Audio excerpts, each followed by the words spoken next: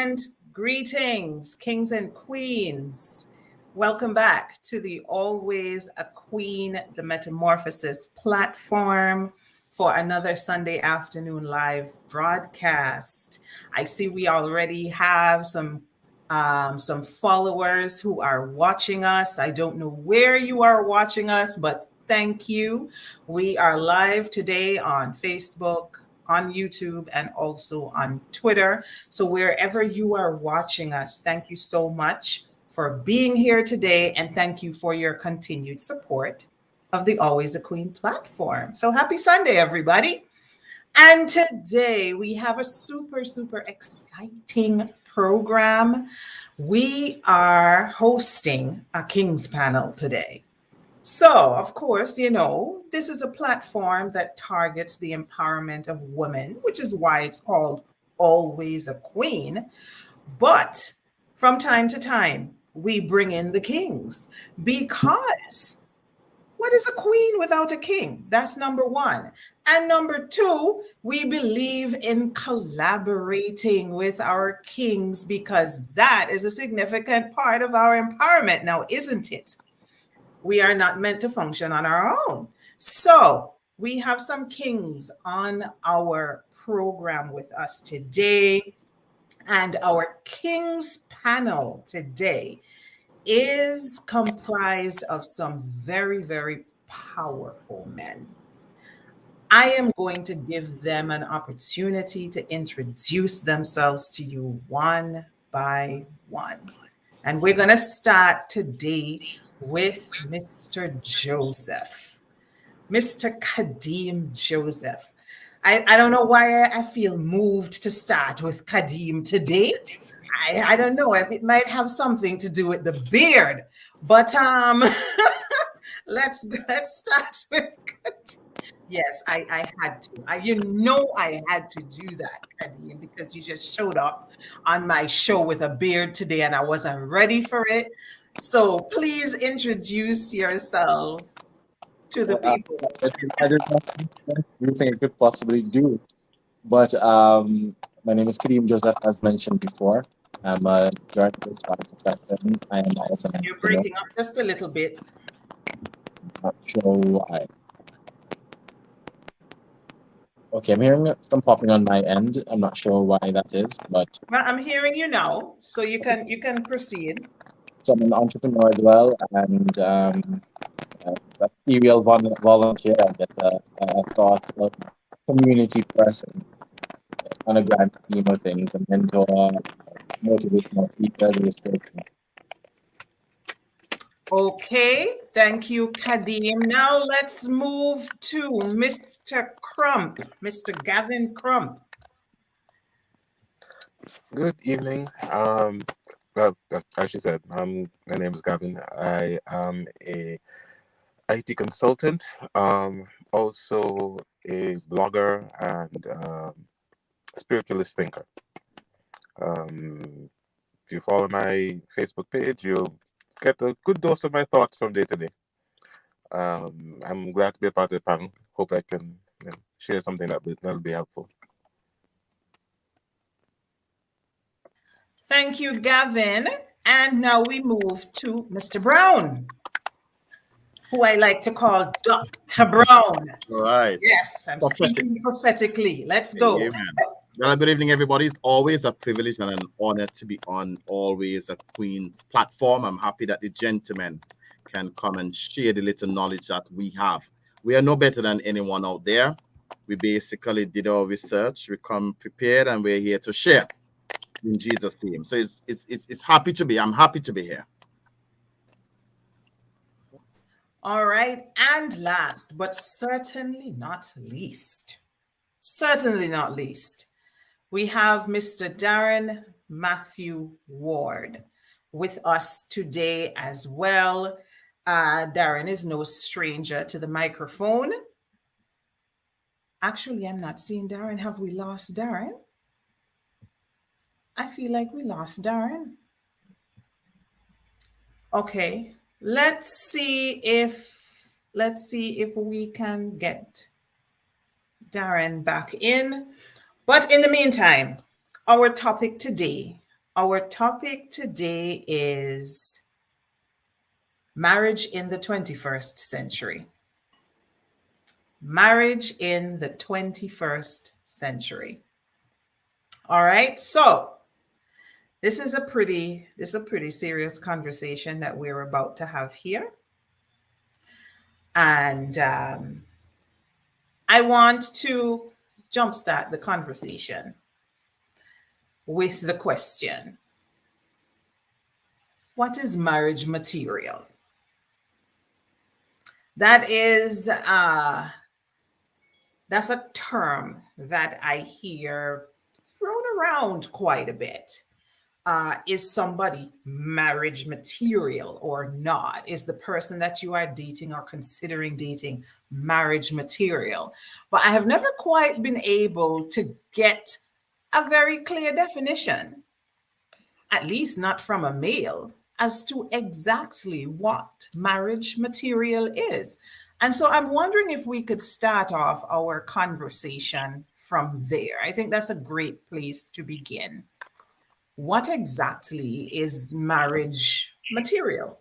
When somebody says he or she is not marriage material, what do they mean by this?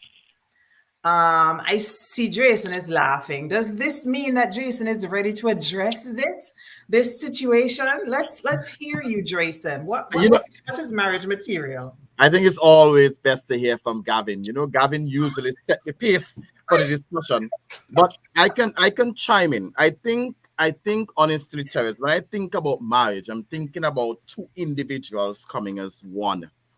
You understand? So to me, in my head, my definition towards marriage material will include basically someone who is willing to work on the relationship as much as you do.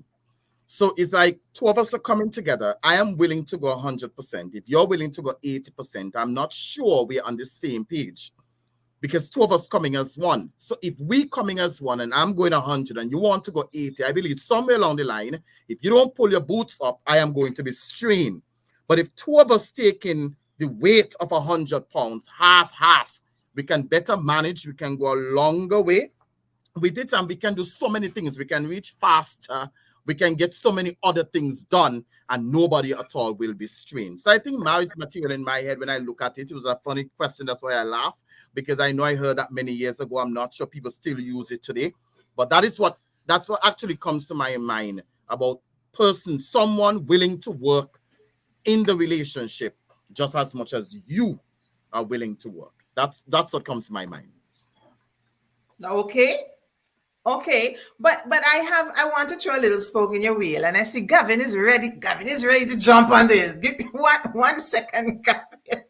I want to just throw a little spoke in your wheel there, Jason, because you said once the person is prepared to really work as hard on the relationship as you are willing to, then that would make them marriage material. But that suggests to me that you're already in a relationship.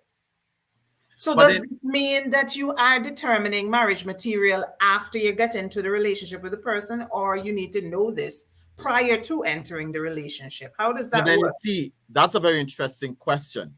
In order for you to identify a status, you have to come with something. Now, if I am going to decide whether or not a lady falls in the marriage material category, I need to come as a man who falls in that category. So in order for me to know what I am looking for, I have to present something as well, because she needs to be able to say, hey, you're not in that category. I think too many times we are looking for the food and we do not bring the seasoning.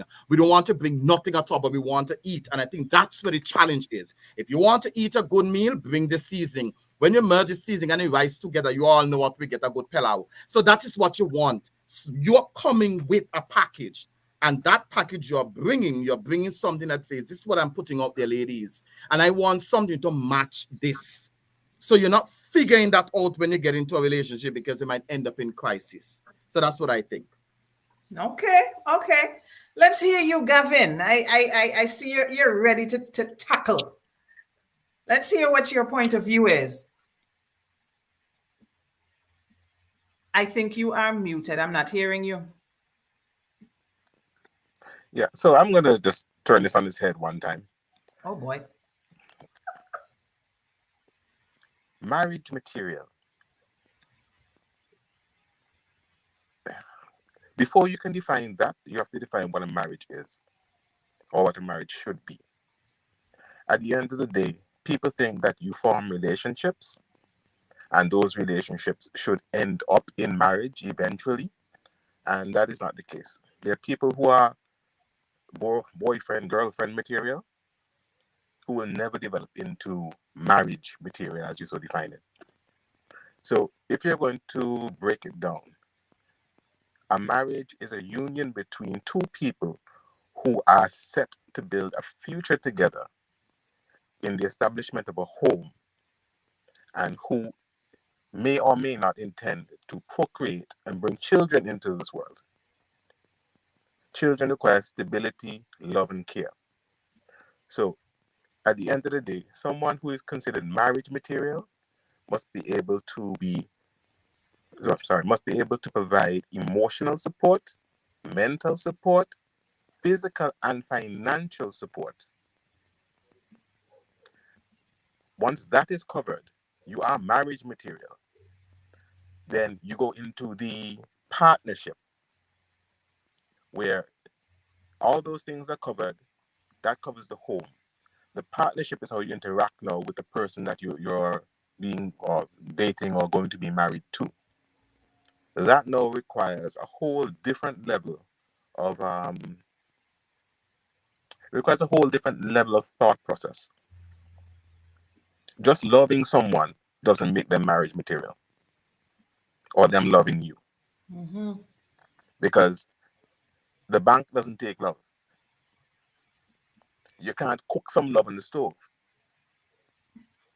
When the rent is to pay, the landlord is not going to say, okay, write me a love letter. It doesn't work like that.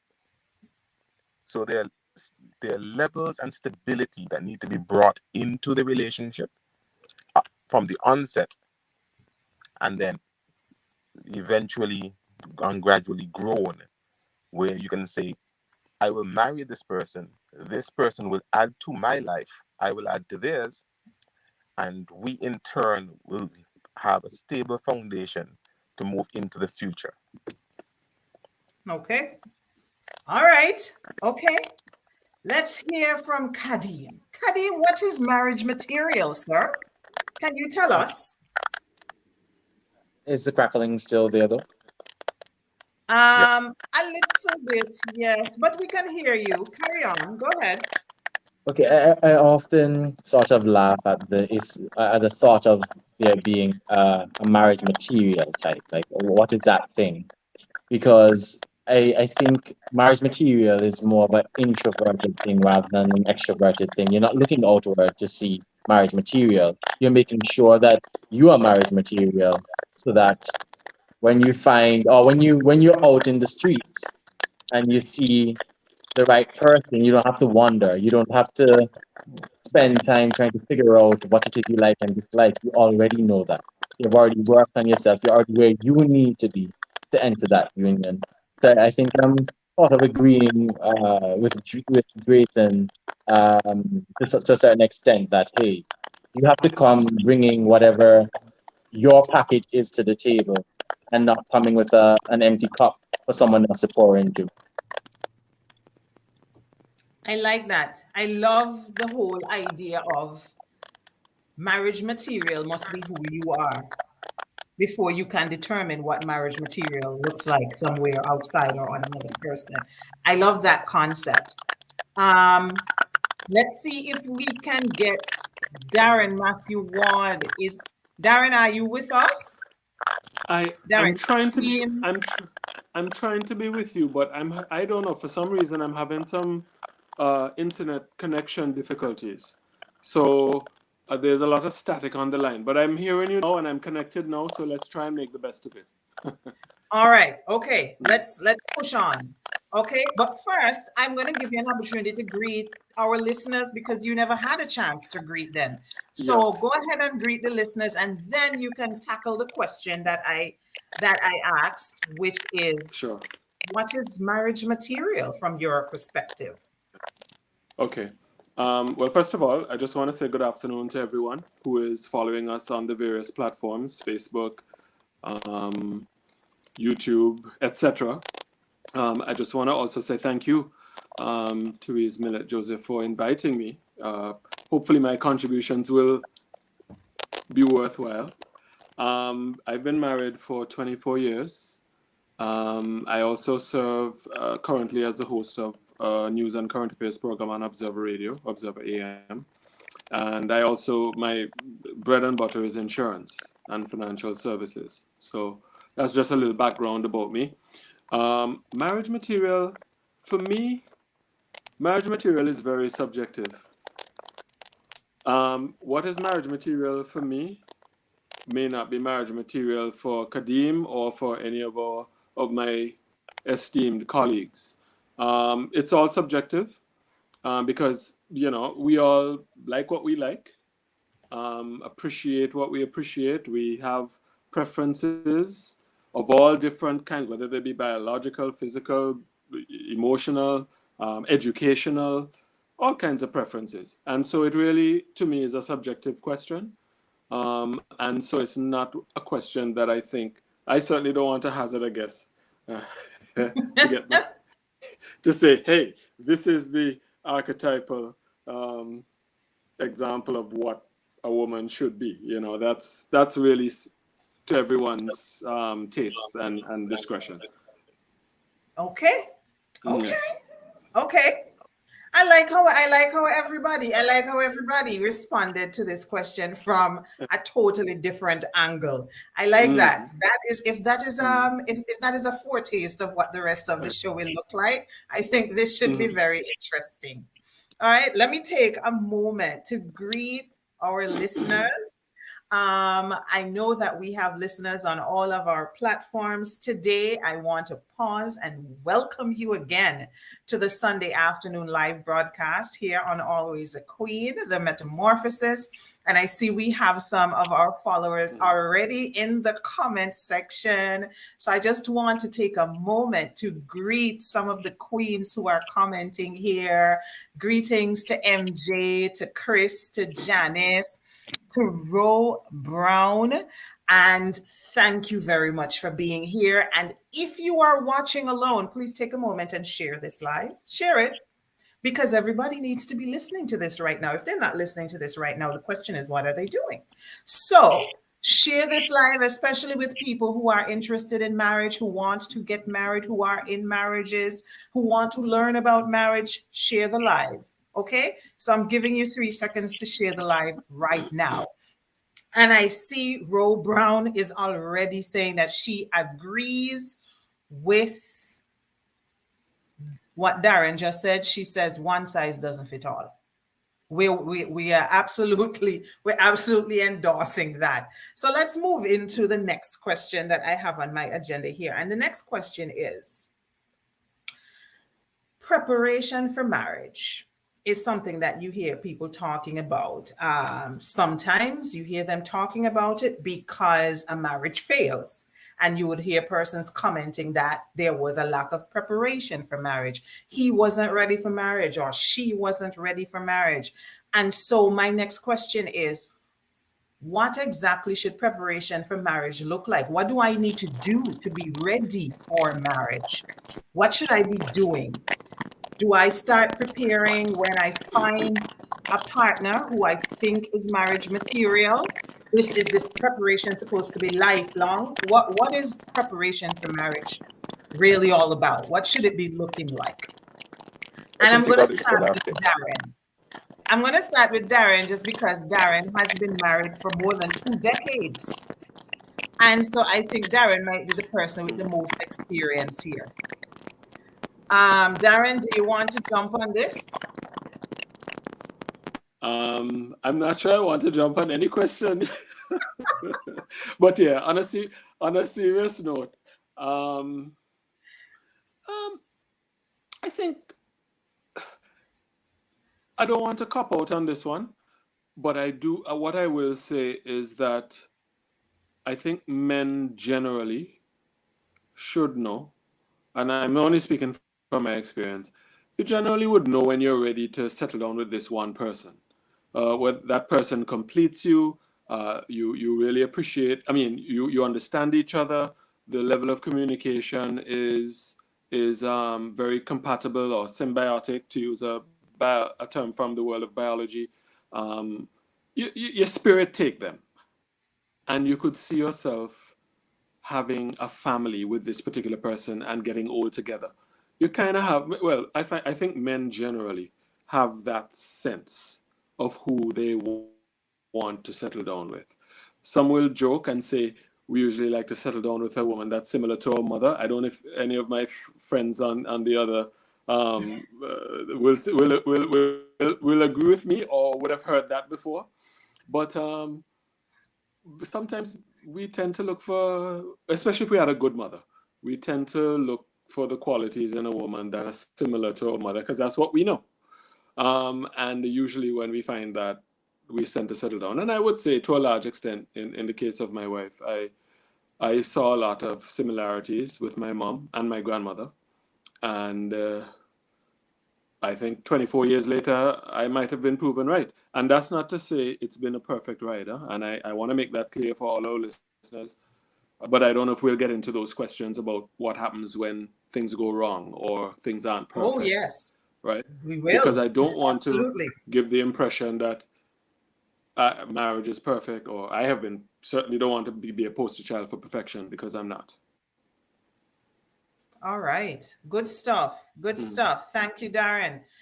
Gavin, I am pinpointing you next because you are also the other member of this panel, this King's panel, who has already put a ring on it. So let's hear from you. Preparation for marriage is what we're talking Preparation for marriage is supposed to be lifelong. Okay. And the reason I say this is, in today's society, you meet someone, you fancy them, you date them. Eventually, you date for long enough, and you decide, okay, let me commit. And then all hell breaks loose. And then what? All hell breaks loose? All hell breaks loose. Because as a society, we're not taught the foundations that a relationship needs to be long-term. Okay? To live with someone, to be financially dependent or being financially assisting, to be a loving, caring, compassionate partner, despite your own issues or own daily woes. These are things that need to be taught from the ground up, or if not, thoroughly discussed with the person you want to get married months and months beforehand. So you understand how the person is, what you're going into, what changes need to be done on each side, and therefore come out at the end of it, as in the day that you're putting the ring on it, as you so say, you know exactly what you all are going to be doing for the next few years. You know exactly how to deal with each other, how to discuss, handle issues.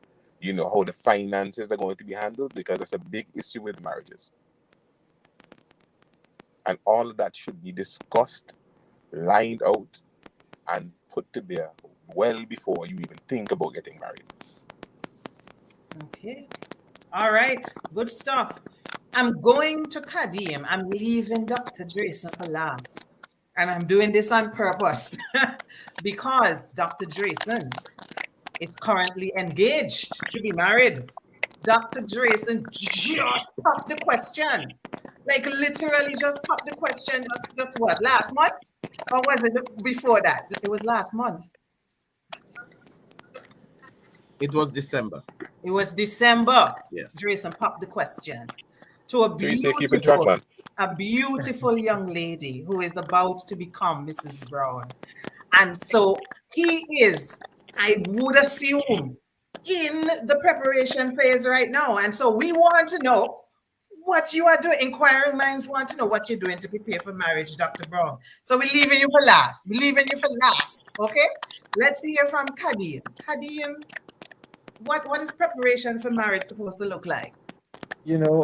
I listened to I heard you ask the question initially, and I was like, I really have no idea what this should look like. And I listened to everyone else's response so far, and I don't know what that is. I don't know what preparation for marriage is. I think you prepare for life, and quite often when we look at marriage, we think of marriage as a destination. Like you are in a relationship and then marriage starts, and marriage is something different. Things should be different from the moment you tie the knot and you enter each other's dwelling for the first time, well, idealistically, that things change, the relationship changes, the mistakes and the deceit and all the other problems that prior existed just vanish, that right after you tie the knot. And I think, and I'm not sure if I'm misreading your question or misinterpreting your question,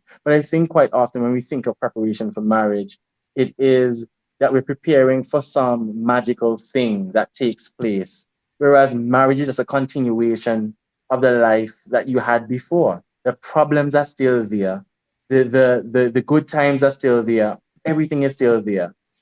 And I also find it interesting that there are people who are getting married that don't even have discussions about whether or not each other snore. About what? Snore, like that. How many people have, ended marriages because they can't sleep in the same bed because their partner snore? Hey, It's that's simple. a serious thing, My husband snores like whoop. Yeah, I don't know what preparation for marriage looks like, but I think that in general, we're preparing for life, and that continues. It's growing with someone and learning to compromise and accept and reject and meet halfway and come back again, as you've always been doing, or you should have always been doing.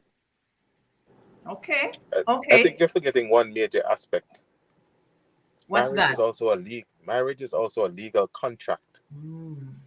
Yes. So it needs preparation. It needs planning. It's not a continuation.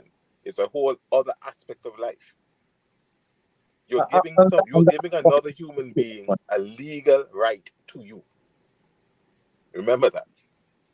It's not a girlfriend situation and you can pick up and walk out and say, okay, forget this. It's legal. If you get struck by a car today, that person has full responsibility over you. Full. No questions asked.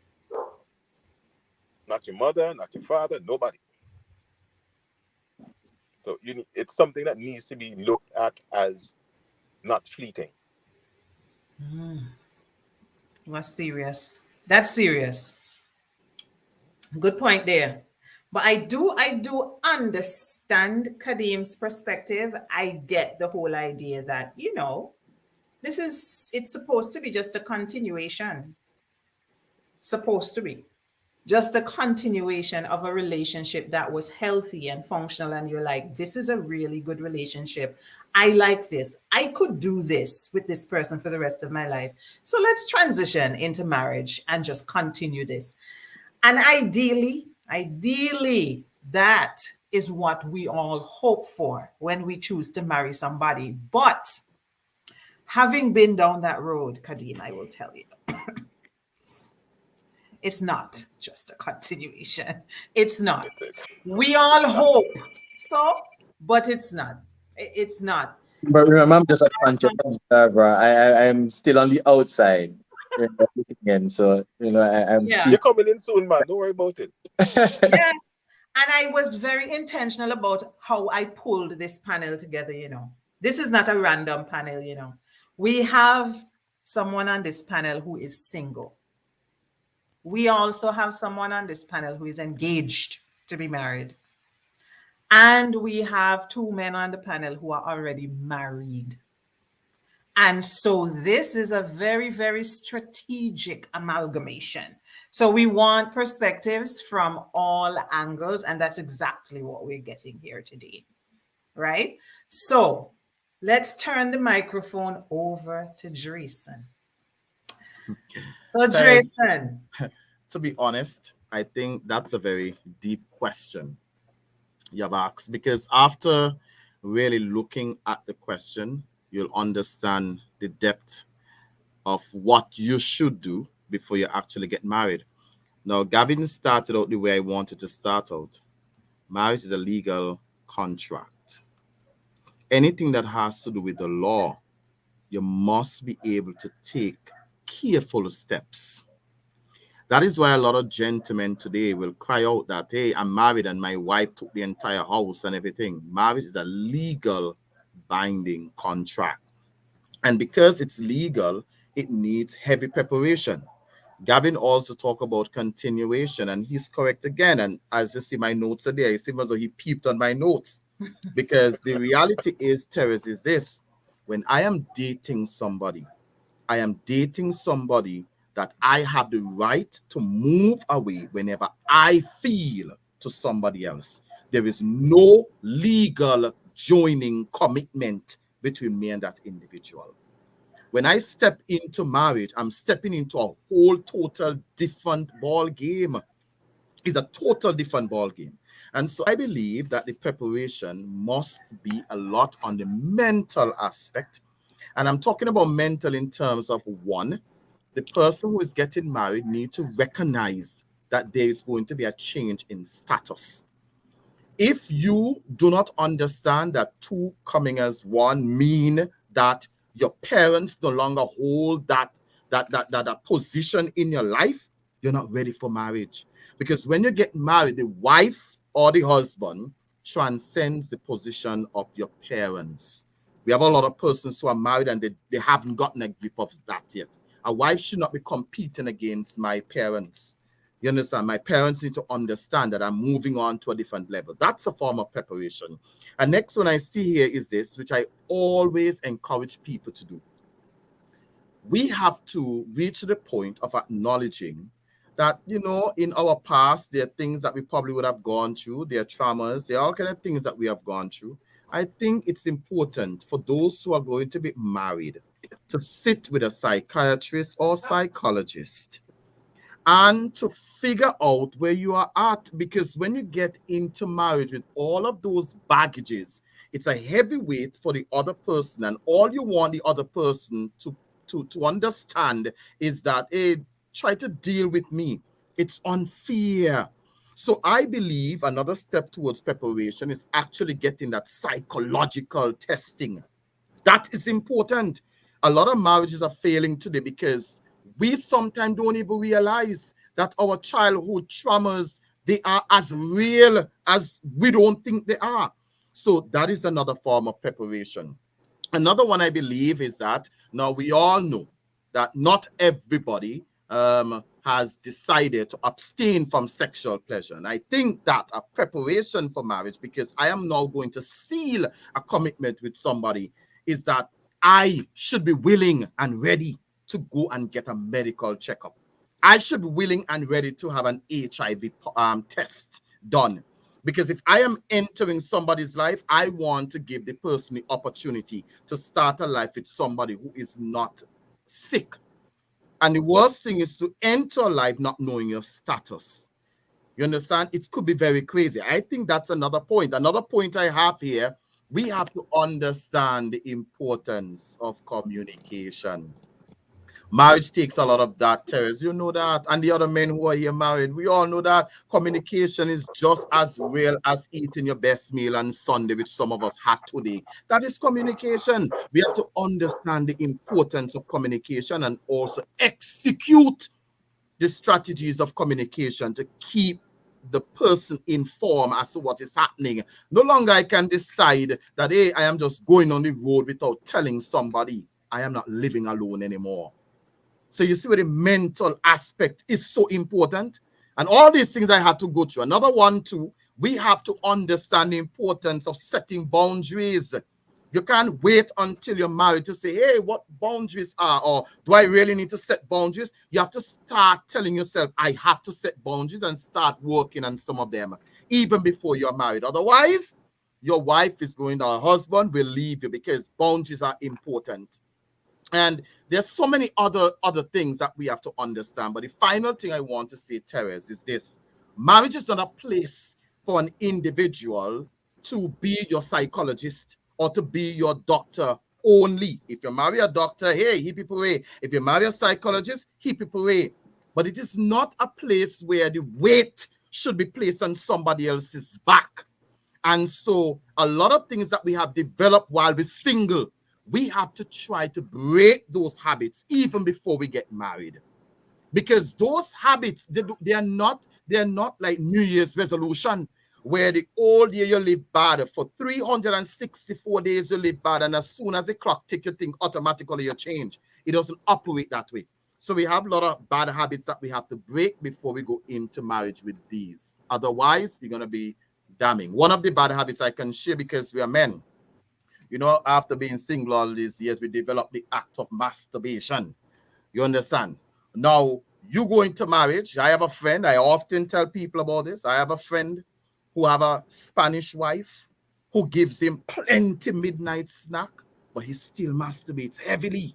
You know why? He has not broken that habit. And so the wife now thinks that she is not doing a good job for him. And that is so far from the truth. There are some habits that we really have to break in order to appreciate our spouse more. I think those are some the steps that I myself have to walk myself through in order to ensure that I am where I'm at. But those are things that I did, and you know, my list is not finished yet. That's why the wedding is it's later in the year, because I still have to continue my list. You have a lot of preparation to do. A lot. All right. Okay. He's taking the right road. Sounds good. Kadeem, you look like you have something on your mind. Let's spill it out. Because again, I am very curious what type of relationships people are having leading up to marriage.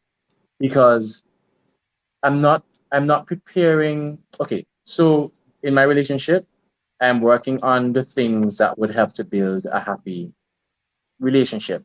I think for a lot of people, they don't necessarily, at least in this day and age, a lot of people are entering relationships for sex, not necessarily for that because they aspire to marriage. You know, they're looking for now, the companionship for now, right?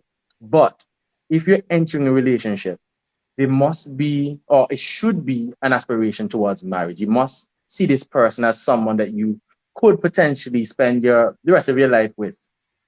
In theoretical terms, you know, based on what we want everyone to aspire to. If you look at biblical morals, right? On that road to marriage, you should be working on communication. You should be working on ensuring that the trauma that you have experienced in your single life, the trauma that you have experienced watching your parents fight, and all of those other things, you need to work on that as your life grows. As you enter relationships and you see that, you know, when your wife, when your girlfriend reacts a certain way and you lash out on her and you realize something is wrong with that, you need to do the work from then. Because again, I feel a lot of people approach marriage and be like, all of these bad habits I have throughout the relationship, I have to start working on them now. And I don't think that is realistically what we do. I think realistically, we want people to start working on those things so that when they get to marriage, they don't have the headache of solving all of these issues in the first few weeks of being wedded. It stresses the relationship to a point that many relationships just don't last the first few years. So there must be a potentiation of the marriage of sorts through building relationships, through courtship, through having those in-depth conversations before you get into the bedroom of the person you're going to call the love of the rest of your life. You're absolutely right about that. Point. But wait, let's go one at a time. Just Jason, go ahead. Now, Kadim would have said something very significant in terms of, you see, preparation for marriage begins initially, even before you have a meet, even before you're dating. Because in order for you to bring something to the table, you have to start working on what you're bringing. And so it begins even before I get up and say, I want to date somebody's daughter. You understand? The preparation begins all way before then, because I have to understand. We have to get away from this whole traditional thing like, I know what I want in an individual. I know what I want. And it's all about what you want. But what is it you're presenting? What is it you are presenting? Who are you presenting? Gavin has been saying something this evening that I just want to touch because it's one of my ultimate thing. You see this thing called money. Financial stability is important, you know. I don't care what nobody say. Without finance, you're dead. Financial stability is important. You understand? It's very important. Everything on this earth is about money. Am I bringing anything pertaining to say that there will be a passageway for some level of financial stability? Am I bringing that emotional stability? As a man, am I willing to stand up and protect my wife or even the girl I have as a girlfriend? Am I willing to protect her? All of these things you have to start working on. Otherwise, you're going to end up yourself in serious trouble because you're going to be jumping from that relationship to the next relationship. Because every time a girl pinpoints something in you, it's like you go back. When you're playing Nintendo game, you're going back to come back again. So it's really better to understand yourself, know who you are, know what you're bringing, be true to yourself. So when you're having those discussions with a woman, you're able to tell her your true self. You're not figuring out who you are in a discussion. You know who you are already. So I strongly believe what he's saying. Preparation begins way before dating. All right, go ahead, That, Gavin. that leads to the point that leads to the point that I brought up in the beginning. Preparation for marriage is lifelong. Throughout your life, you'll have traumas, you'll have experiences that are less than pleasurable, and all of this ingrains into you after a while, especially if you go through many bad relationships. So put that together with habits you may have developed while living with your parents or the social circle that you line with. All that combined has to be unlearned altogether, because you're now putting an individual front and foremost. Their care, their health, their stability, everything is supposed to be above everybody else in your life. And that's the step that most people don't understand about marriage. At least most men don't. I think women get that. Women want that. But men don't understand. You kind of have to start cutting things off, stopping certain things, and giving a certain level of respect to the woman that you're dating to, get married to, and after that, your wife. Because it's if you're accustomed to going out every Saturday night, now and coming in Sunday morning, now you kind of have somebody waiting for you. Someone who may have before been concerned, but now again has a legal obligation to you. So where you are when you're coming back, if you're safe, becomes something more than if you were just in a relationship.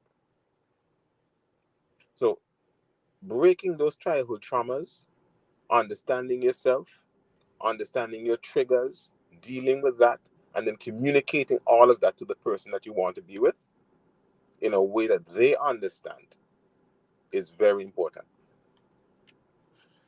Okay, good stuff. I want to take a moment to just go over to our chat section, which is quite active over here. I want to first of all greet some of the persons who came in after we started our conversation. Um, I see Iris' sister, I see Anju, I see Saran. Welcome, Queens, to our conversation this afternoon. We're discussing marriage in the 21st century. And it has been a very, very insightful discussion so far. I want to highlight two comments that I see in the comment section here that I think are really, really good. Chris says that it's a continuation with higher stakes.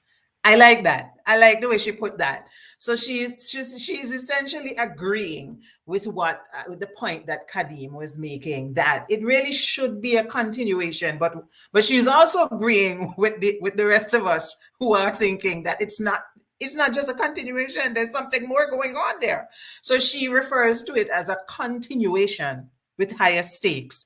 I like that. We're going to work with that. We're working with that terminology. Thank you for that, Chris. And I also want to highlight a comment that I see here from Anju. Anju says sometimes people remain single and do not have sexual relationships because they are working on themselves, doing the work, and becoming their best selves. This is so that when ready to date, they are better able to communicate and find the person he or she wants to be with. I like that. I think that that is an excellent summarization of what the kings have been saying so far. I don't know if anybody has anything more they want to add to this question, or can we move to the other question I have on my list here? Anybody else wants to speak to this question? We're talking about preparation for marriage. That's what we've been discussing. Any other comments here? No? Okay, well, here comes Darren. Did I see you raise your hand? No, I was just saying no problem. I think the contributions were excellent. That Okay. whole point about communication, understanding each other, recognizing that changes have to be made to put others first. All of those were excellent points. Nothing I can add. Okay. All right. So Darren, can I start Mhm. with you on the question that I have coming up next? I know you don't want to. I thought I know that- you said. I know you said you didn't want to jump on any question, but I want you to jump on this one. Now, it is the issue of rushing into marriage. Rushing into marriage with the understanding that many of us have been socially conditioned, especially women, especially our queens, perhaps the kings to some extent as well, depending on the circles that you find yourself in. But I think most of this pressure that I refer to is on the queens to get married. I think there is a social conditioning that exists and that we have all been subjected to that teaches us that our value somehow increases as a female once you have a ring on that finger. And I think it also suggests the contrary, which is that without the ring on your finger, you are somehow inferior. There is this social conditioning that we are all subjected to, and it starts from childhood, from little girls. You are undergoing this social conditioning, and it keeps going into your adulthood. And so we come to believe somehow that we are incomplete, that our lives are not as worthy until we have a husband. You must be missing something. And so we find that there are a lot of women who put themselves under a tremendous amount of pressure to find a husband, to get married, to be married. Because if you're not married, you're questioning your worth as a human. And that social conditioning extends. It continues even after marriage, because once you would have attained that ultimate goal of becoming a wife, then social conditioning dictates that you must also become a mother, or else you are somehow an inferior female, and it keeps going. I could keep adding things, right? But we don't want to go all the way there. Let's stay with marriage. Can you comment on this social conditioning and how it sometimes causes people to rush into marriages that they're not ready for, that they have no business being in, etc.? I think we lost Darren just as I was about to drop this question on him. All right, we'll give him a chance to come back. But until he does, let me let Gavin start off on this. And when Darren No, I comes was just saying that Ian said to take it easy on him. Don't right. Darren, let me just apologize on Darren's behalf. Darren is having some connectivity issues. So this is why you see him popping in and out. Darren, were you able to catch the question though? I think I got the general gist of the question, which is to what extent social conditioning is a significant factor in causing people to rush into marriage, even though they may not be prepared. Do I have that right? Yes, that is correct. Are you here? Okay. Yes. All right. I'm serious. Uh-oh. Okay, Darren is having some connection issues here. Let me jump in then. Let's go ahead. Go ahead, Gavin. Go ahead. We will work on getting Darren back in. No problem. I think what you're referring to probably existed in full force maybe 50, 40 years ago, maybe up to 30 years ago. But the new generation that's come out now, they are not really about that married life. They're more about enjoyment, um, building themselves up, building financial wealth. Um, Marriage is basically on the back burner. I mean, they do relationships, but they do more long-term relationships. They may have a 5-year, 10-year relationship and not even think about marriage. But I mean, just have it there as a concept. Back in the day, by the time you're 18 and out of school, you look and you had your girlfriend, everybody on your back. When you are getting married, your grandparents ask you when they go get a grandchild. Right. When they go get a great grand, your mother behind your back, you have the girl so long. And that pushes you to go into marriage unprepared, not knowing the full ramifications, and then have to be dealing with everything on the fly, which doesn't work. And then we're not taught to seek professional help when we really need it.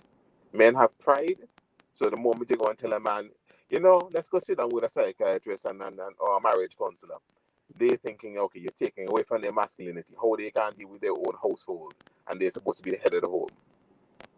Or when it comes to women now, they feel that they're less of a woman because they can't please their husband, or they can't make the relationship with their husband work. And this is where professional counseling comes in before and after the marriage happens. I mean, it takes nothing off of you. Find someone, sit down, talk, rationalize with them, reason with them. In fact, you don't even have to go professional. Just a neutral third party who is smart enough to say, this is wrong, this is right. Are you sure y'all should have done it this way? Maybe there's another way you could have done it. Just to get the two persons to think more deeply about their connection, their relationship, and how they're handling things. Mm-hmm. But again, it goes back. This type of training has to do with understanding yourself, dealing with your past traumas well beforehand, and entering into a relationship stable. Most of us don't. We push our baggage one side, we hold on to things, we think we're healed and everything is good. All of a sudden now you're trapped in a house with somebody 24/7. They probably one day burn the chicken and you were really hungry and that's it. You get triggered, you start to cuss the person out. Not knowing that you are flashing back to issues way back in the past and this person did nothing to you. Yeah. Okay. Good stuff. Good stuff. Darren, are you ready for us now? I hope so. I'm having a tough time. But I think to a large extent there is a degree of peer pressure or social pressure that causes people to make decisions in haste without properly thinking through things.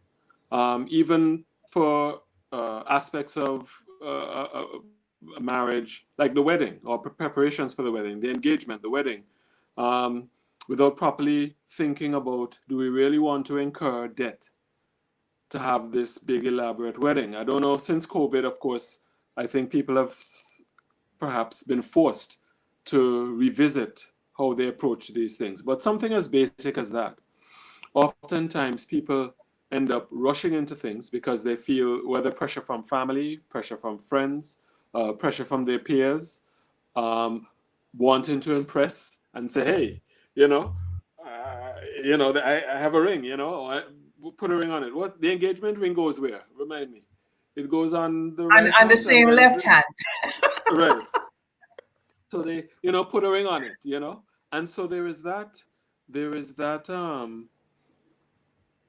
compulsion, if you will, on the part of what we consider to be societal norms, to send a message that, hey, I have arrived, I have this part of my life all together, I'm successful, and this person is going all out to make me feel special. It's natural because we all want to feel that way about ourselves and about our station in life.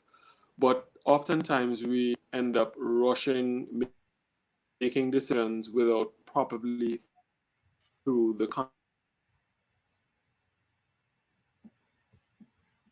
Uh-oh. I think we might have lost Darren again, but that's okay. We're going to go over to Kadim. I am leaving Jason for last because Jason, I want to throw a little twist on this question before I give it to you. Kadim, I'm also going to throw a little twist on it for you. And what I want to add to the question is what it is like for you currently, because you are actually existing in the current generation of single, unmarried, looking to mingle people in the world today.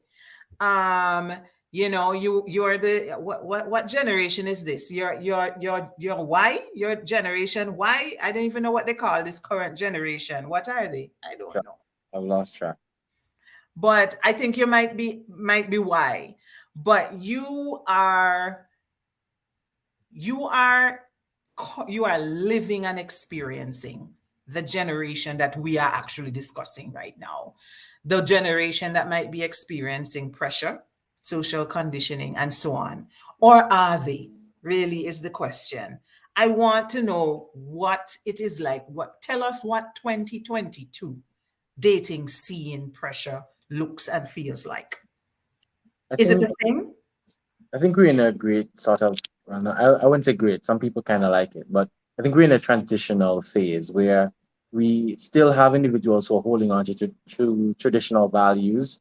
We still have a very strong church sort of community. And especially in church communities, you get the sense that as soon as you're out of school, as soon as you're back from college, it's like, okay, it's time to get it going. Like as soon as you get a job, okay, the husband needs to come, like the husband needs to come, the wife needs to come, like as soon as you get a job, especially for women, you tend to hear when you will have children, when you will get married. But for me, I think as a millennial, as someone who's living now in that period, I question the value of marriage. I don't think a lot of people place value on marriage as we once did, especially because I think we grew up uh, as Disney kids, watching Disney families on TV and watching perhaps your family, your friends' families fall apart. That was sort of traumatizing, in a sense. We have been shown what a family should be. We're shown how the unit should function, and we don't have a lot of very good examples of great functional marriages, great functional families. And I think for this generation, we have seen the erosion of that value of the institution that is marriage. And I don't know what will necessarily help us to get back there. I don't know if we want to get back there. But yeah, that's the reality, I think. I don't think the pressure exists as it did 10 years ago, 20 years ago, 30 years ago. I think we have sort of evolved to where people, if they are getting pressured, they are also willing to tell the person who's pressuring them where to find their parents too. Sorry, what? It is true. It's true. I think people, get into a place where they're no longer polite about it. It's no, I'm not having a child. No, I'm not getting married. Mind your business. I think we have gotten there, or we're very close to there. We're okay. All right. I get it. I get it. Let's, I want to throw this at Jason now, but like I said, I'm going to add another little twist to it. And here is the twist I want to add, Jason. I want to get a sense of what it is like in religious spaces in 2022, where it comes to this mad rush to the altar. I know from very personal experience what it was like maybe 20 years ago. But I'm not going to assume that that is still the case today. In 2022, what are religious and spiritual spaces looking like where it comes to this pressure to get to the altar, to get married, to have a family, to settle down? Is it still the same? Have things changed? Or are they doing what Kadeem just said and telling people, listen, mind your business, I will get married and have children when I feel like it? Therese. But the first and foremost, right? I like to look at the question from the angle of the fact that we are the ones who make up society. I think so many times when we speak about society, we speak about this big monster over there and we are over here and they are coming after us. But we are the ones that make up society. Society is made up of those who are Christians, those who are non-Christian, those who believe in marriage, those who go against marriage. Society is made up of confused people. We are the ones who are made up of society, who make up society. Now, when it comes to the church still has the stance that marriage originally is between one man and one woman. Generally, that's the church's belief. What the church realizes is that there is a different offering to marriage. And you will hear it. It's called common law union. I'm sure you all hear that. When you stay with somebody long enough, you are actually considered to be married. And there's so many other different things. And the church, as Karim says, talking about the erosion, the church realized that there's so many things that basically eroding the idea or the belief that they hold when it comes to marriage. So some of them will still use the pressure tactic and say, listen, get married, especially when they see you on an individual of the opposite sex enter church. It was like, you all get married because in their mind, they feel as though that you are sexually active. And so their thing is, hey, if you get married now, our heart will be eased. We don't have to worry about that anymore. Just get married fast. So the pressure is in the church and it's outside of the church. And I think the type of pressure that you get from the church is one that says, I really do not want you to end up in that other offering that has been given to people. I don't want you to end up in a fornicated kind of a lifestyle. I don't want to end up in a situation where you have so many children and you probably go court because somebody have to summons you for child support and all these things. So sometimes they push you to get married, and I don't think the intention is for you to rush into marriage. I think they are trying basically to help you to understand that, hey, this is the best way to go if you want to build a family. Because when children get in the midst and husband and wife break up, or when children get in the midst and boyfriend and girlfriend separate, the adults can understand it, but the children can't. And sometimes it rips them in pieces. You understand?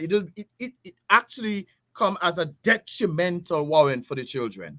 And so Therese, yes, the church still pressures people. And I strongly believe the intention is basically to get people to choose that avenue as opposed to so many others that have been offered. And you might have a few in the church who just want to know your business. And sometimes there are others like Kadim in the church who will tell you, mind your business, or you want to know my business for. There are persons like that and so on. But from what I know, I wasn't pressured. I guess because I am an adult, I wasn't pressured. But there were persons in the church who would encourage me and tell me, hey, you should marry the girl. If you don't want her, then leave. Those kind of things and so on, which I find was good counsel. But I think the pressure is all around. Can I say this as well? We've also lived through sort of the commercialization and fantasization of marriage, where we are seeing heavy ad work and ad campaigns focus on the magic of the day itself. And I think that too has led to people aspiring to the day. And then after the day, things fall apart. And then, as Jason mentioned, children sometimes are involved. They see the breakdown of this thing that should have been magical. It should have been everything that it should have been their safe space. So again, we're seeing a generation coming up having been through that, not necessarily wanting to aspire to that because the value has been lost. Yeah. And Terry, just to add one thing, as my brother said, again, definition of terms are important. There's a difference between the wedding and there's a difference between marriage, but people use marriage for both. And that is a challenge. It's a challenge because I don't know about you all, but I am one who set goals, right? And I like to accomplish goals. And again, Kadim is correct. When I have a wedding marriage in my mind as my goal, when I experience that and I realize, wow, that was good, everybody telling you they love you and all them things and so on, when that euphoric stage dies away, then I am in problems.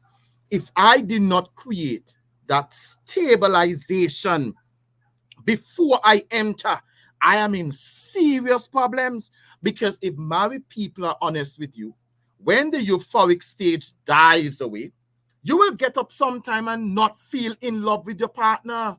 You will get up sometime and say, well, what's going on here? Why am I even in this thing? And that's the heart of the discussion that married people are not, they are not open to discuss, but that's what it is. So where I haven't heard anybody really come and say, okay, we have to teach you how to get a stabilization plan, so that when all these going to the moon and bringing back the stars for your mate goes in the wind, what do you do next? How do you work to stay together as a couple? How do you go to the hardest of times when you don't have the finances to eat? Do you stay in the house and curse each other? What do you do? How do you get yourself out of these things? And I think that is a conversation we need when it comes to marriage. Stop talking about the fanfare. That is fine.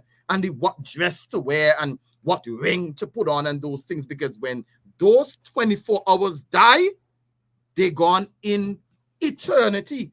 And you have many other 24 hours to live together. You understand? So I think he's correct. We really need to change the narrative and include the stabilization, successful plan for young people. Just to add to what Kadeem said, the wedding seems to be what most people are aiming for and looking forward to. And they consider the euphoria of the wedding to be what is going to carry on into the marriage. And nothing could be furthest from the truth. And one of the other things that kind of a pet peeve of mine, people are getting married and their weddings immediately put them into debt. How are you going to start a lifelong bond in debt? That makes no sense to me. At the end of the day, a wedding only needs you, your partner, the person officiating it, and a witness. All these family members and friends coming along to wish you good and what, that's all nice. Throw a party afterwards for them. But that union is sacred and is supposed to be entered into in a bond of stability and love. Yeah, that's my 2 cents on that. Yeah, I think. Hi, good night. Hi. Hi. Hello? Oh, I'm not hearing. Yes, we're hearing you. Oh, you're hearing me. Okay, fantastic. Well, I think my brother who just spoke made the point that I was attempting to make before my internet decided to give me trouble. But yeah, that's a very good point. You don't, what gone by the morning can't come good evening, as the old folks would say. And the important thing is not about impressing anybody else, right? It's about starting right, making the right decisions for you and your spouse, so that when you get into the marriage and everybody goes home and everything is all said and done, that there isn't this burden of debt hanging over and causing pressure. Because I'll tell you, I think from what I'm hearing from the experts, I don't consider myself one, I'm just saying, financial stress is at the heart of the breakdown of a lot of marriages. Right? And so that is an area that one has to focus on and make sure that what gone bad a morning can't come good evening. Don't start your marriage in debt. Just to reinforce the point made previously by my esteemed colleagues. Solid point. Yeah. If I could add one more point. When you're getting married, you have to keep in mind that you are forming a family unit. And this is your principal family unit. Your brothers, sisters, auntie, uncles, mother, father, they are no longer your core family. This person that you're putting in front of God and man,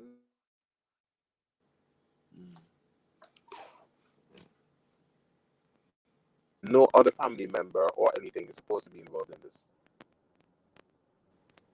Teresa, I think you're on mute. I'm sorry, I muted myself and didn't realize it. No, but you froze for a moment there, and I didn't catch everything the last No, couple of what I'm sentences. saying is that when you get married, your core family unit is your wife or husband. Your brothers, sisters, extended family should have no part or no influence or no input into your core family. And in the Bible, they say you break away from your mother and father, and that is in itself the principle you need to look at. You are starting a family. This person is your other half, if you want to look at it that way. Mm-hmm. Nobody else should exist, and nobody else should have input unless it's productive into your relationship. A lot of marriages get broken down because family members are jealous, or they come in, oh, he shouldn't be treating you like that, or why is she not doing this for you? And that causes a lot of negative thoughts to come up in the back of your mind. Whereas the person may be doing the best they can. Or you just need to talk to them and they can figure it out and you can fix it. But with all these people in your ear now, it becomes toxic. Mm-hmm. Okay. So your extended family has to be cut off. Okay. Anybody else want to make a point on that? Thoughts on the extended families intervening in your marriage? I don't think you should cut them off. I think that sounds very harsh. That's right. Not cut off, but you need to put them in the back. Yeah, I think, and that's what I said earlier. You have to have boundaries, and they need to understand your boundaries. You understand? If they don't understand your boundaries, it will create a terrible rippling effect. Terrible. They have to understand your boundaries. That is why, Teresa, I've said from the very beginning, I am not marrying anybody whose family do not like me, because it's going to be crazy. It's going to be crazy. You see, when the family look at this comment on the screen here, and speak to that. Speak to Anju. Yeah, because, well, I will give one and the others can give yes. Now, there are many boundaries that you have to establish, and as Gavin rightly said, your family is one of those boundaries. Your family is one of those boundaries. Teresa, the last time we listened to the program on enmeshment, there are some family members who believe that I cannot let go my son, I cannot let go. Well, it's usually mother and son, but I cannot let go my child. And because of that belief and because of that relationship that they had, even when you get married, they want to be cooking for you. And they want to come and visit you and clean up your bedroom. Nobody's supposed to be in your bedroom. So one of the top boundaries in a marriage is your bedroom. That is a space for you and your wife. You shouldn't have people parading your bedroom. If your wife gets up and she leave her clothes on the ground, or you leave your clothes on the ground, nobody's supposed to nobody to up you all. But if you have family members coming over to clean up your room and all those things and so on, you're not ready for marriage. These are boundaries that you have to establish. Families need to know, listen, I am an adult. I have decided to get married, and it's my wife and myself. I am not hating you. I'm not disconnecting myself from you. But my responsibility is ultimately now my wife. It's not my mother. It's not my father. It's not my brother or sister. It's my wife. So that is one boundary you have to establish. I guess the guys can share others. I have one I want to share. I know I'm not on the panel today. I'm just the moderator, but I have one to share. And this is personal for me. This is personal for me. I don't live in Antigua now, but when I lived in Antigua, I used to ask family members not to come to my home unless they call first. And I had family members who would find that very offensive, but that was a boundary that I established at my home once I no longer lived with my parents. And I think that is a sensible boundary to establish, especially for people who are recently married. Anybody who shows up at your house without calling first, unexpected, they just show up at your door. There's a 50-50 chance that they may or may not get let in because you just got married. You might be busy. So I'm just saying it's, I think it is reasonable. It's a reasonable boundary to establish. And that is something that I personally did. I would let them know. Nobody is to come to my home unexpected. If you just happen to be in the neighborhood, just keep driving. If I'm not expecting you or you haven't called, just keep driving. Don't come and knock on the door because I may or may not open the door, right? I might be indisposed. So I just wanted to throw that in as what I consider to be a sensible boundary to establish for the marital home. Real quick, another boundary would be a son, well, since the gentleman on the panel and we're sharing male perspectives, should not get involved with financial commitments on behalf of their mother or father or whoever without consulting their spouse. That has happened, and it has caused no end of problems for the marriage. I'm just saying. Yeah, your only responsibility is to your spouse. Correct. Can I throw one other thing in? This is a question. Do you know what percentage of marriages end in divorce because of money? Probably a lot more than infidelity. A lot more than infidelity. A lot of marriages recuperate from infidelity, actually. A great percentage of marriages that have suffered infidelity actually recuperate. Statistics because women are forgiving. Because women are forgiving. True. We got come to that. Black men don't cheat. Black men do not cheat. I don't know what you're talking about, Darren. I don't know what you're talking about. Black men don't cheat. Listen, we're not there yet. That is on the list, and we're not there yet. Stop it. Anyway. One other necessary statistics say that 41% of divorces in the 21st century, this is not statistics from 50 years ago now, 21st century, 41% of divorces end, 41% of divorces result from financial issues. Money, not sex, money. 41%, that's almost half. And the rest are divided into infidelity, infertility issues, in-laws, other things. But the vast majority, the biggest percentage of divorces result from differences where it comes to money. Can you imagine that? That's just to say how serious money is in a relationship and a marriage. It's not to be overlooked. Okay, I'm done now. All right, I'm letting things jump back in. I have one point to bring up that's probably going to spark a very long discussion. another necessary boundary within a marriage is friendships. At the end of the day, married people should associate with other married people. When you have, I'm serious. No, when you have if you're married and you have single friends, you're getting single friend influences. They can't match the energy that you have, that you're supposed to have with your wife or with your husband. They're still living out there in the world. So when you come to them, say you come to them, as a confidant, which you really shouldn't. Your husband or wife should be a confidant still. But you come to them asking advice. They're giving you single people advice. Yeah, man, you need to leave him. Why he doing that? Don't give him no sex. That kind of discussion. And that breaks down the relationship. Likewise, let's flip it over to the female aspect.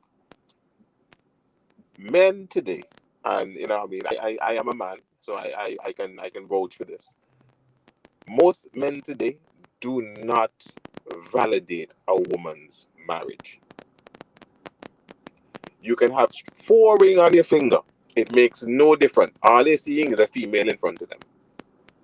So as a woman, you need to know, put men in their place when they are getting approached. Because you're going to get constantly approached. No matter what. That doesn't stop because you're married.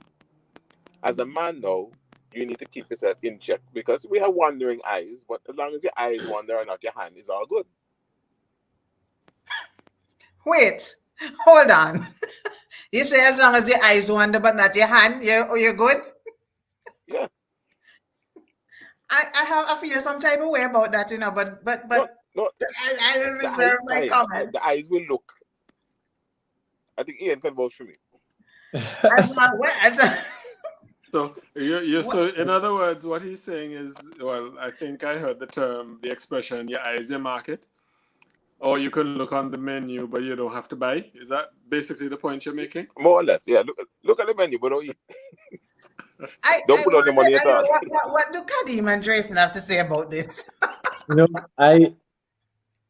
I believe in wandering eyes. I think we're human and eyes will wander. So I'll leave it there. That's what they're made for. They're made to look. They're made to look. All right. Okay. See is a problem. But I want to say this as well in terms of boundaries. Boundaries in the relationship, as someone had mentioned before, is also important. I think sometimes people don't give themselves space in relationships. They don't allow themselves space in a relationship. They don't have time to spend with their own self and their own thoughts. Sometimes people get consumed by their partner's desires and wants and needs, and they lose themselves. And then they realize 20 years on that they're a shell of who they should be. They don't even recognize themselves because they have given over all of their individuality to someone else. So I think that is important to create boundaries in a relationship, even as it relates to the controversial issue of sex. There has to be a boundary. I get that we are saying that we are giving each other our bodies, but there has to be a limit to access too. I feel, which is part of Say it's part say more on that. There's a lot of controversy in the Bahamas right now. This whole theory of autonomy in a marriage, especially for women. But there must be some sort of boundary because there's spaces that should only be reserved for God in your life. I feel as well. So yeah, just dropping that there. I want to talk about that. But Jason, say something. Say something, Jason. And then we're gonna come back to the concept. I'm not rejecting the idea, I just want to ventilate the idea some more. Of sexual boundaries within marriage and the whole idea of autonomy and individuality within marriage, right? But we're going to come to that. Let me hear what Drayson has to say. I'm not sure if I fully understand the sexual boundary in marriage. I could understand that in a relationship if I'm dating, but I'm not sure if I can understand that in a marriage. I think when you're married, both parties both persons have to sit down and make agreement of certain things. Boundary to me sound like a strong word when it comes to that sexual aspect in marriage. Don't It sounds to me like Uh, it sounds to me like a listen, strong let, word. I don't know if I will use that, but if you explain it further, I'm trying to understand it. okay, let me highlight something that he was trying to. Okay, let me put it into more perspective. Um, if you look at pornography in the 21st century, okay, you will find that there are many categories that you can choose from, and men have become more virulent in watching these things and want to then approach their wives and their girlfriends to try this, try that, let's do that. And half of those things not humanly possible and only supposed to be done by professionals. So the boundary is important. If you know you don't want to ever do this, you tell them, yo, this is off the menu. We're not serving that. That will never. Don't come to me for that. And your partner should respect that. But isn't a boundary something that you established, and on no occasion you're supposed to pass that? For example, if isn't that what a boundary is? If as you said, let me use the same pornographic scenes. If I watch some pornographic scenes, Therese, first and foremost, in order for me to get my wife to do certain things, I must get myself to do the thing that I want my wife to do, because it's not just my wife. I have to be active as well and be able to do whatever I wanted to do as well. So what I'm saying is that isn't it more like a discussion that, hey, I don't think it's humanly possible for me to do it, but then the possibility is still there that, oh, one of these days they can still attain to that in terms of reaching to that point? Because to me, in my head, boundaries sound like on no occasion you are being allowed in my space, or you are being allowed to do this. That's what comes to my mind with boundaries. So that's what I'm saying. I think boundary probably is a strong word. I think it has to be something like, okay, what is allowed, what is not allowed, or those things and so on. Because let me tell you something, what somebody said to me. I'm not yet married. Well, to the two gentlemen who are married. As you said rightfully, Gavin, that a lot of us just take for granted. Married people need married people friends, because single people are going to give you advice. And every single guy, most of them feel as though that when, before they get into marriage, they will get the opportunity to do so many things and explore so many things. And when they get into marriage, they realize your thoughts are basically childish, because now that you are in marriage, it's a total different ball game. You don't get sex every day as you thought you would have gotten it before you got married. You don't go on the beach and decide to have sex. If your wife decide that, okay, that is a bit not private for me, I'm not comfortable, you don't pull her to the beach and have sex. You understand what I'm saying? So it's when you get in, you realize certain things that I had in my mind that I probably can get done, they're really not possible. So I think that boundary is a strong term, because in marriage, things do change. In marriage, things move from one level, Therese, you're an expert here now, to another level. So what you set out and say, I am not going to do, you might say, you know what? I could really try that, you know, man. I could try that and see what really. So to me, boundary is a strong term. To me, that's a strong term. So you think it should be more of discussion, not just I'm not doing this. Yes, it sounds wrong if you're gonna come and say I'm not doing this. To me, I don't know about the others, but to me, it just sounds strong in terms of, for example, I personally don't want to set up myself. I don't want to come and say I will never do this, and then when I realize I can do it because I made it clear I'm not going to do it, it kind of keep me from doing it. If you understand what I'm saying, to me, it sounds too strong. I could be wrong, but it sounds It's strong. like limiting. It's like limiting yourself. Put it this way. Let's say you get married tomorrow. You know, you enjoy your wedding day and all that, your wedding night, whatever. The next day you stroll into your bedroom and you see a leather strap sitting down there. You know, some spikes and whatnot. You know, a little feather and whatnot. You may not be into that, so you may want to draw the line there. You know. I think Well, shouldn't that's she the whole have point. discussed that with him before he just walks in and sees But leather she and probably snakes? preempted that he would say no. So let's present it to him first. Oh, it's a surprise. Exactly. But there are certain surprises that you are not ready for yet, but then you can be ready for. The thing is it, right? This is boundaries evolve. That's why you're growing. That's why relationships don't stay static. When a woman says, "Hey, I prefer not to have sex on my when I'm on my period," it's a boundary. It's her saying, no matter what you think, you can appreciate the natural female form and how a female physiology works. All you can, whatever it is. You may be comfortable, but I am not.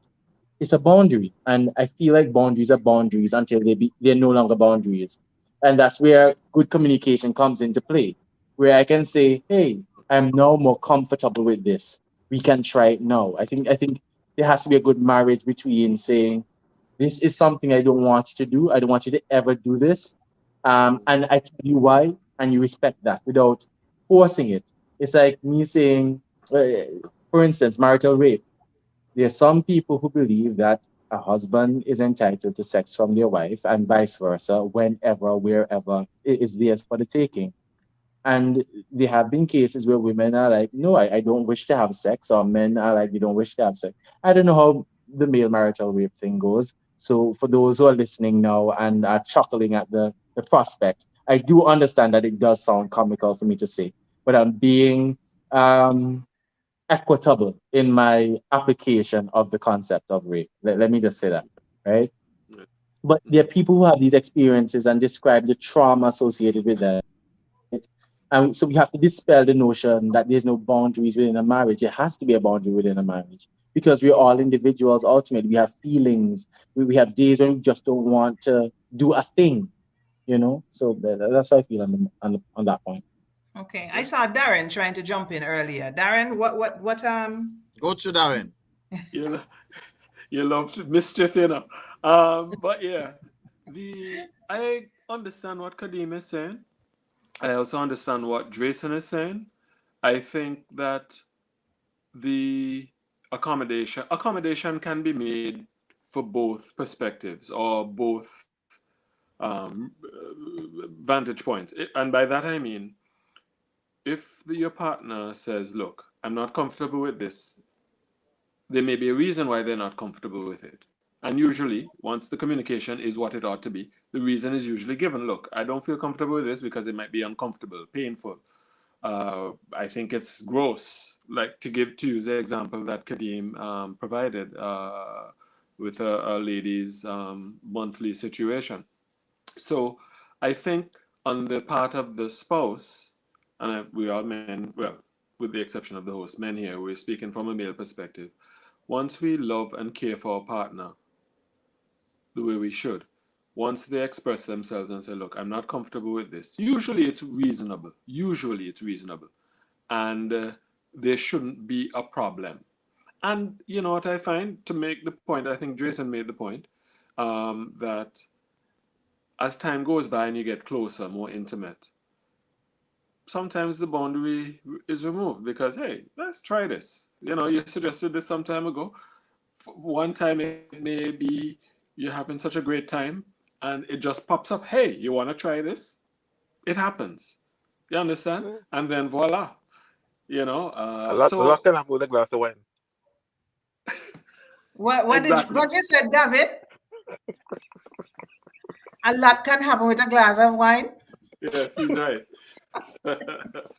Gavin. All Can I right. just say one Yeah. point?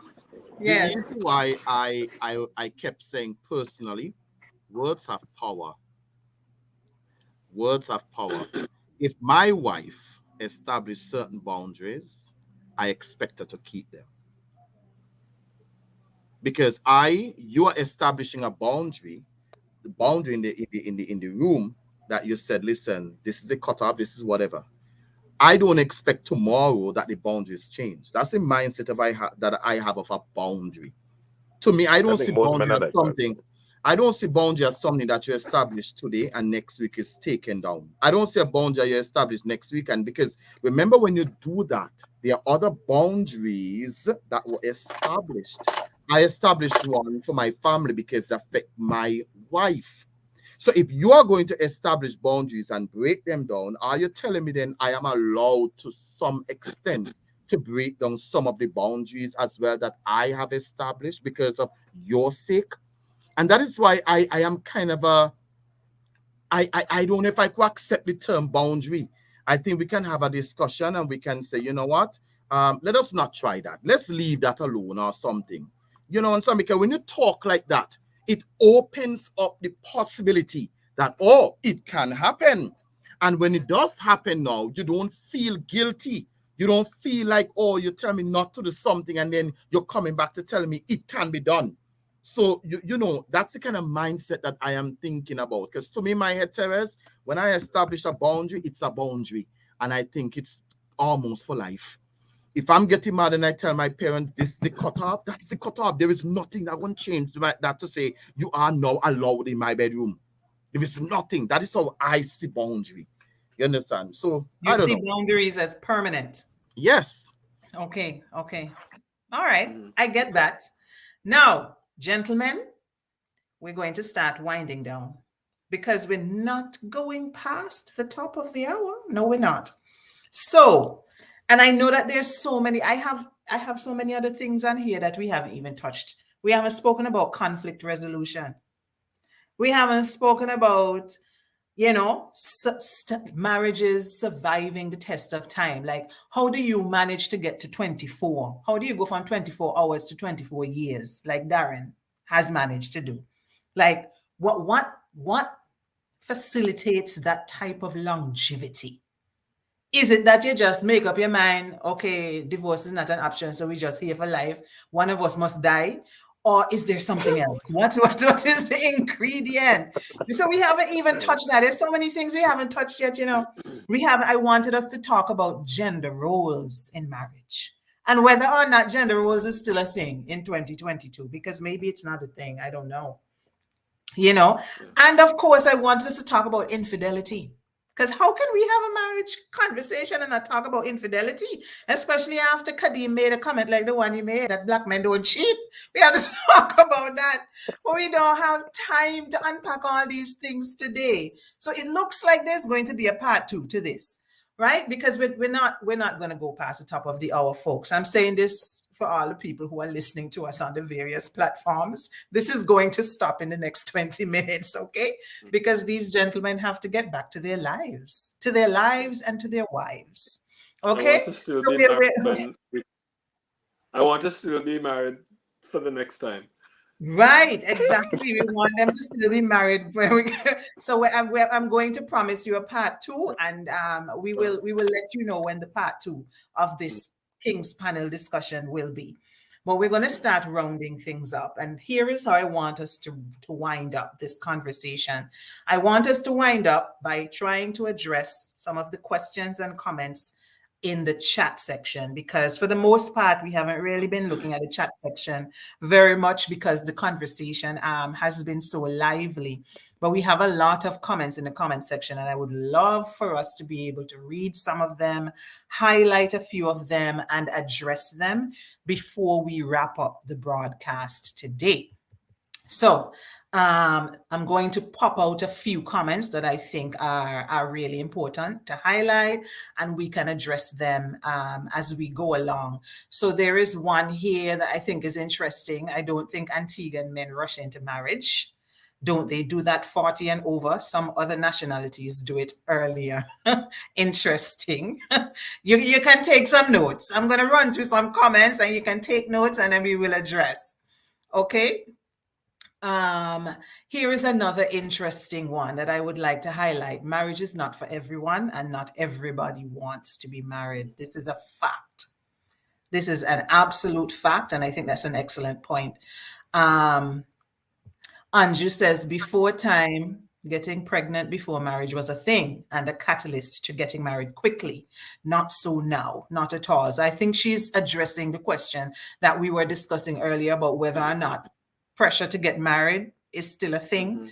Mm-hmm. And I think her point here is that it's not. People just get married whenever they want. All right, let's look at this comment, and we have to pause on this one. I remember a lady who was involved in church and found a husband in church. Within a year of marriage, she found out that her husband was bisexual. She was so heartbroken and confused and wondered what happened. She even said he held top position in the church. This is just a twist in church spaces. Can we pause here for a moment and say something about this? Is this a thing in the church where people are marrying even though they have other sexual preferences and orientations? I can answer. I think too many times, Therese, that a lot of us feel as though that when you enter church, you automatically become perfect.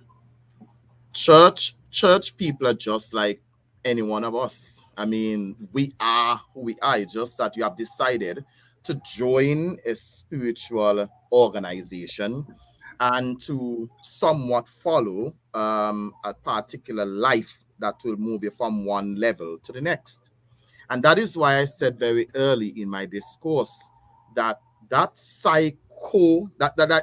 psychological assistance is what is needed, because that same gentleman can be somebody who has been struggling all the days of his life, and at a point where he was afraid to reveal that information to the woman. Get married thinking that, oh, now I'm married, I'm gonna basically walk away from that lifestyle. You understand what I'm saying? And then it caught upon him because it was a lifestyle or practice that was never dealt with. So whether or not he held high position or whether or not he was a pastor, people need to understand church doesn't make you perfect. It does not change you from a saint to a full, from a sinner to a full saint. It doesn't make you sinless on this earth. And that is why it's very important to get that help from the professionals so that you can move from point A to point B, so that when you enter somebody's life, you're entering already being helped. You know how to deal with your situations and you know how to go forward.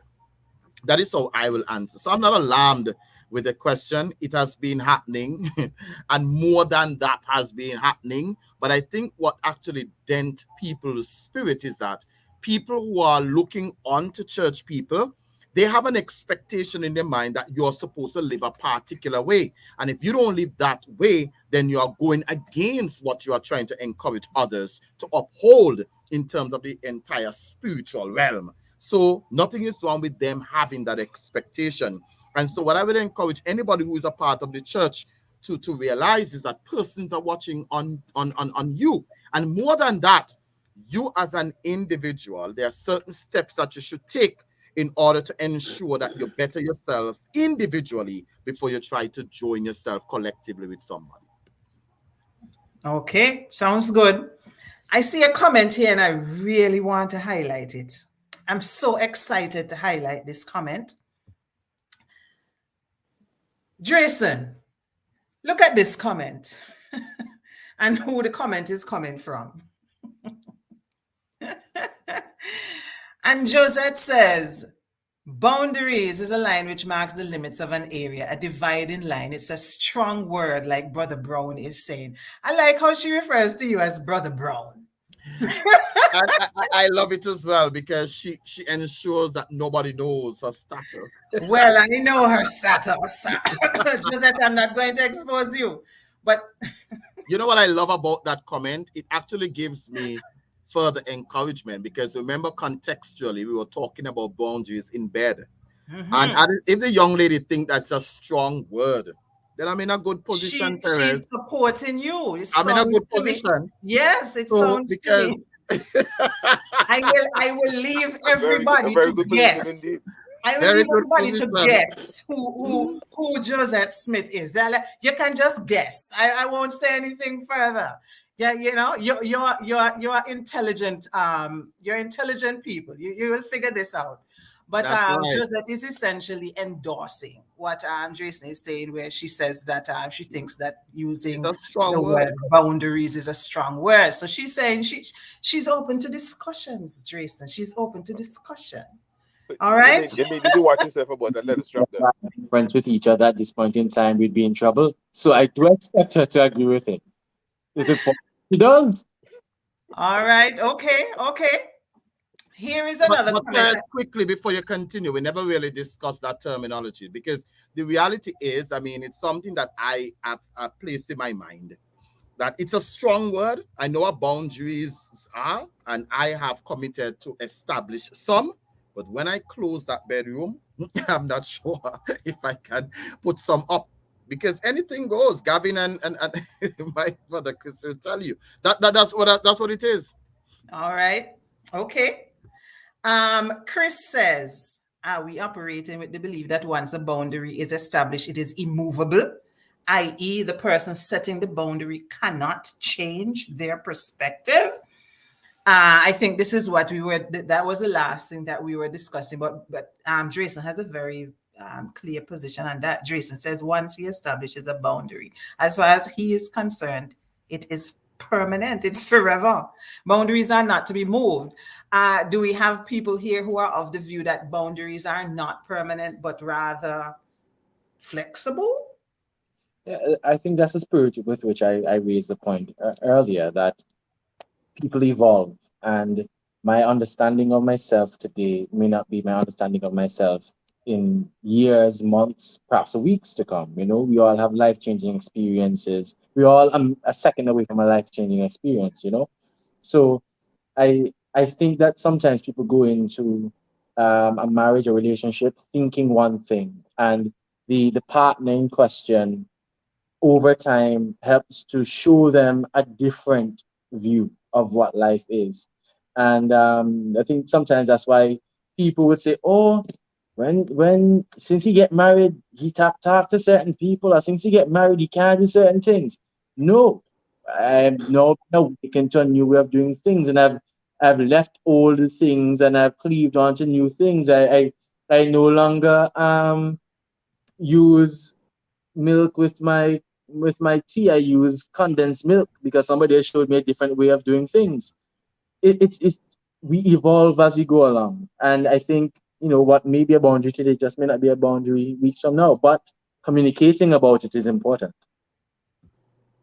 Therese, if I may, I am hearing my brother Kadim, but I think what needs to happen is that before we establish something, we need to know what we're establishing.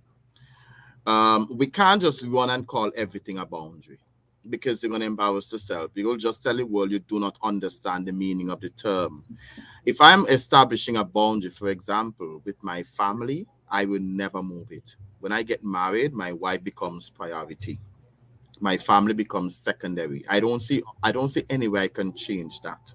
So what I'm saying is that, for example, I'm not going to establish a boundary that I am not concrete on mentally. Sometimes you're unstable. Sometimes you're emotional in terms of decisions, and then you put things up and you realize you're just pulling them down the next week. You understand? And that is why I am kind of a skeptical with the term. It's a strong term. To me, in my head, it's like a unwritten contract. This is what it is, and that is what it will be.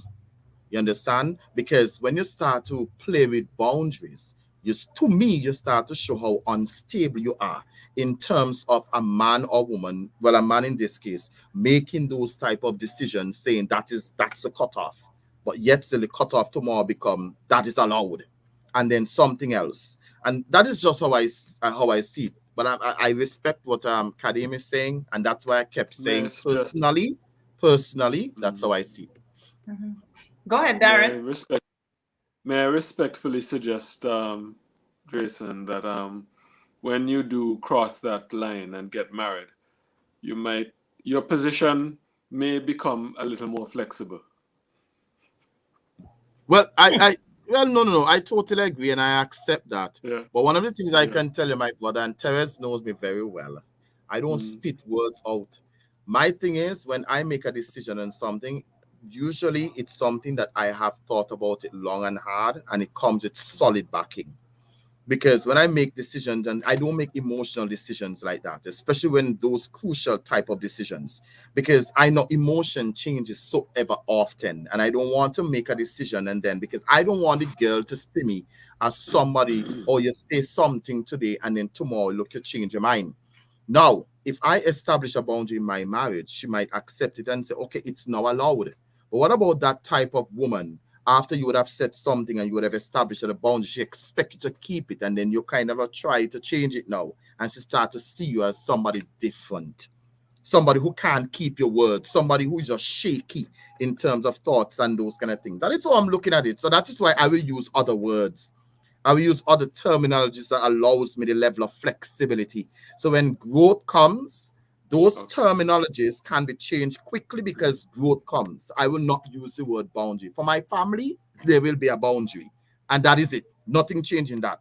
But there are other things, for example, that I can use terminologies like, as Gavin said, which I'm going to adopt when I get married, that when I get married, there must be that kind of a demarcation between who now become your friend when it comes to advice and so on. Not your single friends that can come and tell you about your married life. Your single friend can come and tell you about something that basically your share, but you need that advice from persons who have been there, who know exactly, hey, I could relate to what you are saying. So here, how I will deal with it. So I will use different terms. All right. Okay. All right. So we're going to give our closing statements. I will give everyone an opportunity to give a parting shot before we end this broadcast, and I'm ending it with the solemn promise that we will be back with a part 2.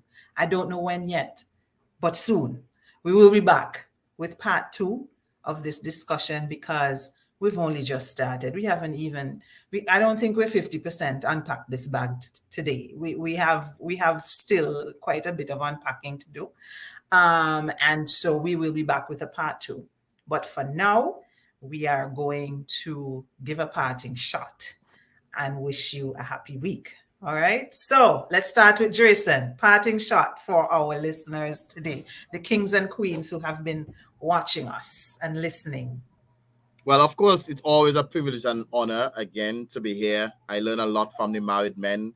And, fellas, I actually have my book here where I take my little notes, because I believe that the more experience I can get from the experiential persons, is the better I will be. I did not learn anything today from Terrace, because this is not her space. This is the men's space. So I'm happy I've learned a lot from the married men, and even from Kadim. Kadim is a very intellectually based young man and very sound man when he opens his mouth. And I've learned a lot as well. Gentlemen, thank you. I hope that those outside listening to us, you would have learned something. Not necessarily learned, but you would have heard from us, from what we think pertaining to all of these questions and so on. And you will see some value in the information that was shared. So have a blessed night, everybody. All right. Gavin, parting shot. Thanks for having me on the show as usual. I'm glad I could add something. Hopefully it was productive. I would just like to tell the audience that marriage is a step. It's not a continuation of your relationship, it's an elevation of your relationship. And with that elevation comes responsibilities that you need to take 1,000% more seriously than you may have when you are living a partially single life. Outside of that, work on yourself. Without working on yourself, without making yourself whole, you can't enter a relationship with someone and expect it to work out. Well done. Yes, agreed. All right. Darren, what's your parting shot? Where to begin, where to end. I just want to thank you so much for inviting me to share from my experience. And what I would say is that even after so many years of marriage, it still is a learning experience.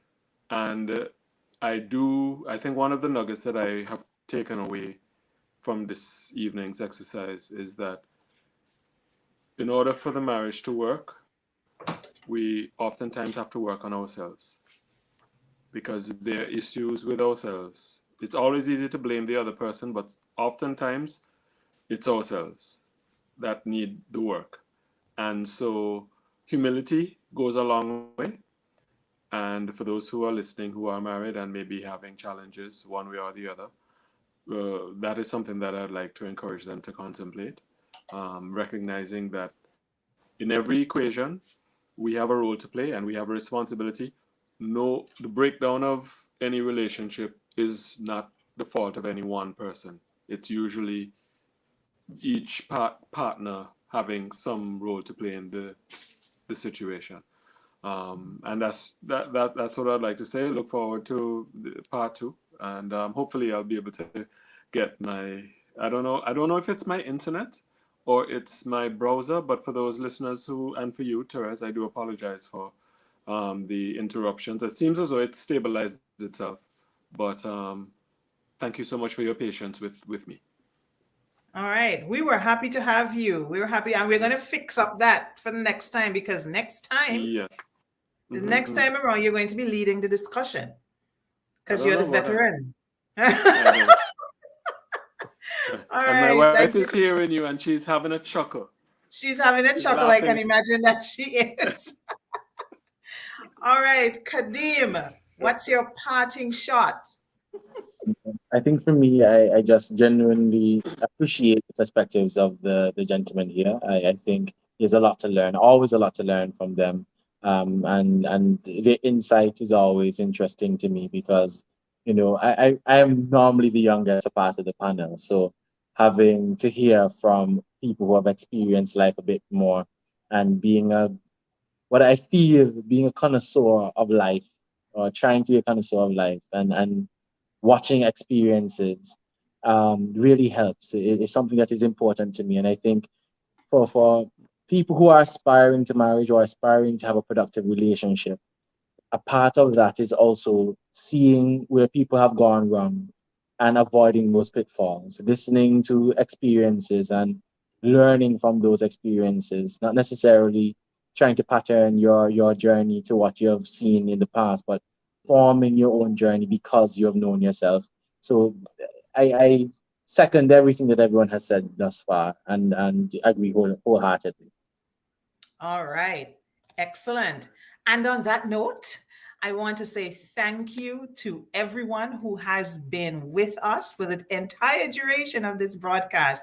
Thank you so much. Thank you for being here today. Thank you for interacting with us, all of you who have been making comments and asking questions. We appreciate you. Thank you for your continued support of the Always a Queen platform. If you haven't already, make sure you are following us and liking us and subscribing on all of the Always a Queen platforms: YouTube, Twitter, TikTok, Facebook, Instagram, everywhere. If you're not already following us, I don't know why you're not, because you should be.